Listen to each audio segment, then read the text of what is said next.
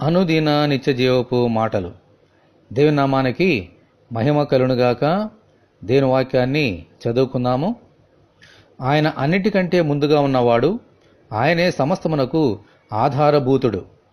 కొలసలకు రాసిన పత్రిక 1వ అధ్యాయము 17వ వచనం. ఆకాశము ఈ లోకము పుట్టక మునిపే మన ప్రభు ఉన్నారు. ఆయన సమస్తమును సృజించడం మాత్రమే కాక సమస్త సృష్టికి ఆధారము ఆయనే.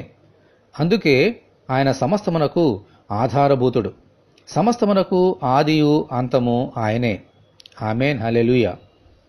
ఆయన చిత్తము, ఆయన మాట లేకుండా ఏమీ జరగదు. అందుకే ఆయన ఈ లోకంలోనికి వచ్చినప్పుడు సముద్రమును, గాలిని, తుఫానులను గద్దించగా అవి ఆయన మాటకు లోబడ్డాయి. ఇప్పుడు ఆయన రాకడ కొరకు సమస్త సృష్టి ఎదురు చూస్తోంది.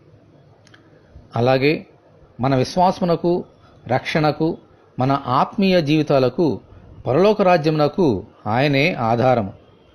సమస్త సృష్టి ఆయన మాటకు లోబడి ఎలాగూ ఆయన మీద ఆధారపడి ఉందో, అలాగే మనము కూడా ఆయన మీద ఆధారపడినప్పుడు ఈ లోకములో చక్కగా మన ఆత్మీయ జీవితములను కొనసాగించగలుగుతాం. దేవునికి మహిమ కలుగునుగాక. ఆమేన్. ఇటువంటి కృప కొరకు మనము దేవుని ప్రార్థన చేసుకుందాము. ప్రభువా, సమస్తమునకు ఆధారభూతుడైన మీకు వందనములు. మా ఆత్మీయ జీవితాలకు, మా ఆత్మలకు ఆధారభూతుడైన మీ అందే ఆధారపడుచు మీ రాజ్యంలోనికి ప్రవేశించినట్లు అనుగ్రహించమని ప్రభువైన యేసుక్రీస్తు ద్వారా ప్రార్థన చేయుచున్నాము తండ్రి. ఆమేన్. మన ప్రభువైన యేసుక్రీస్తు కృప మనకందరికీ తోడే ఉండి నడిపించునుగాక. ఆమేన్. పరిశుద్ధ దేవుని మందిరం.